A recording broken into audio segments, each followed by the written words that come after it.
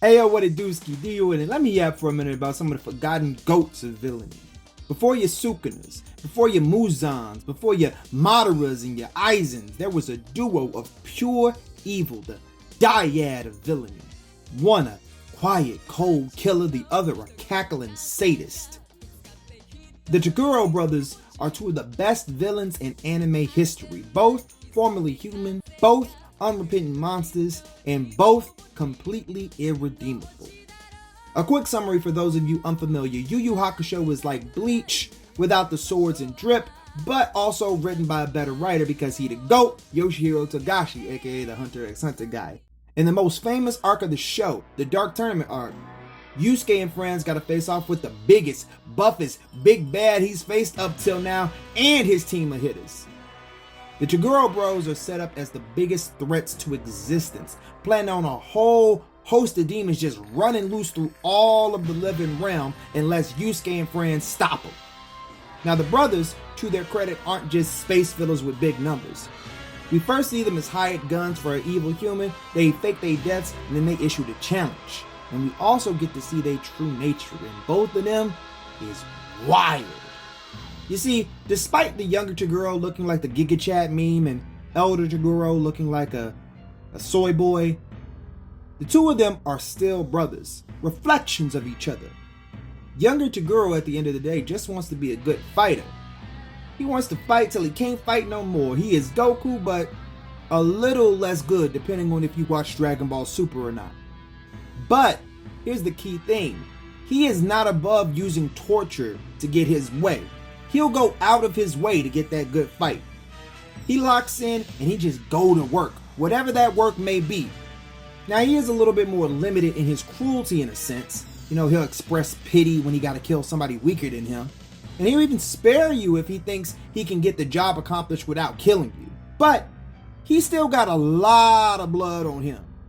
And while he does treat being a villain like more of a job, he still has never been too shy about getting blood on him. He's not saying, "Oh man, I can't wait to get another kill." It's a job. It's not his passion, because his passion is fighting. When he does finally get that good fight nut off, when he finally gets his Hisoka moment, when he finally gets clapped up by your boy Yusuke, no pause, he dies happily.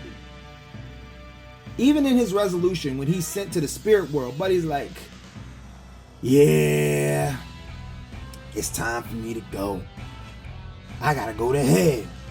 And you would think, well, you know, you showed a little bit of mercy. And he's like, "Nah, I couldn't spare my students. I gotta go to hell forever." And they're like, "But dude, you were good once." And he's like, "Nah, I can't be redeemed." And he just goes to hell forever. And we're not talking like Christian hell, where you're just gonna be burning. No. They say he gonna be erased from existence after like millions of years of being cut and reshaped and cut again. He like, "Yeah, that's light work."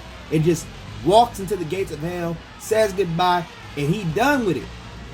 Now your boy Elder Toguro is not so dignified. You want to talk about somebody who goes out bad from the moment you see him? He just this weird, gross motherfucker right then and there. But then they have to keep reminding you that, hey, you thought he was going to be a little bit normal? Nah. He's one of them big cats that when they get their prey, they just start fucking with it and playing with it, and eventually it snap on them, but then he snap back. That's Elder Toguro. You see, he plays that game with Yusuke and Kuwabara, and they stab his ass, and you think, okay, there's no more of him. But then it's revealed that he lived, and it's like, okay, nice bait. So then they run it back, and he goes one-on-one with Kuwabara. And we get to see he's a nasty motherfucker, just a gross, horrible person in the lead up to that. Just torturing and killing motherfuckers just for the laughs, just for the giggles. When he finally gets the ones with Kuwabara, he gets splattered. And we think, okay, now we're done. Except he comes back again. So then his little brother kicks his ass off the island into the ocean. You think, okay, now we're finally done with him. And then he comes back again. And then he gets eaten. And you think, okay, he's done. No more. And then he comes back yet again. And you think, this motherfucker gotta be dead. And a character in the show, Kurama, agrees with you. Kurama's like, "Look, bro, we done did this shit too many fucking times. So we about to get rid of you with the sinning tree. And the sinning tree is, for those of you who watch Naruto, you remember how they got rid of Kabuto? Yeah, the sinning tree is where they got that idea from. The boy Itachi was like, hey yo, let me get that in my notes real quick. Because this man is in an eternal loop of death. And he can never escape because he's such a horrible fucking person, he can't stop sinning. And you would think, well, maybe just stop. But that's not who Elder Toguro was as a person. Whether he was good or evil when he was alive, he is committed to being the worst fucking person possible in every situation. And thus he is forever cursed.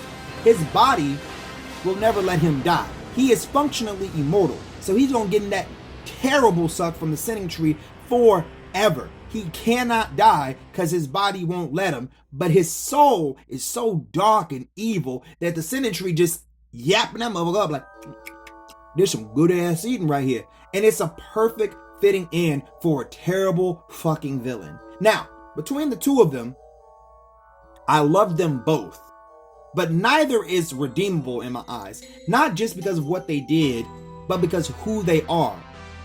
As characters, younger Toguro has it set in his mind that he cannot be forgiven. And forgiveness starts with the self. You have to see yourself as someone worthy of being forgiven before you can ever be forgiven, before you can ever be redeemed.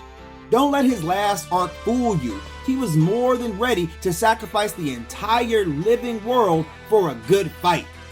Just because his ex was vouching for him don't mean nothing. He is a selfish fight junkie, and he died a selfish fight junkie, not a noble paragon of virtue. His brother, on the other hand, ain't even got that little bit of redemption in him. He can't ever be redeemed because that shit is not in his soul. Whether he was a good or bad human, as a demon, he said, I'm on demon timing 1,000,000% of the time. His fate is earned. And not only is it earned, that shit gonna continue forever because of who he was. Now, in terms of villains, like I said, I love both of them in terms of representation. Because whether it's a job and you're just doing it because it's a job, or it's pleasurable and you're doing it because you're just a sadistic evil motherfucker, 50 years of unrepentant murders for whatever reason ain't something that should be washed off, and neither one of them ever gets forgiven. But hey, what do you think? Is there a better duo of villains?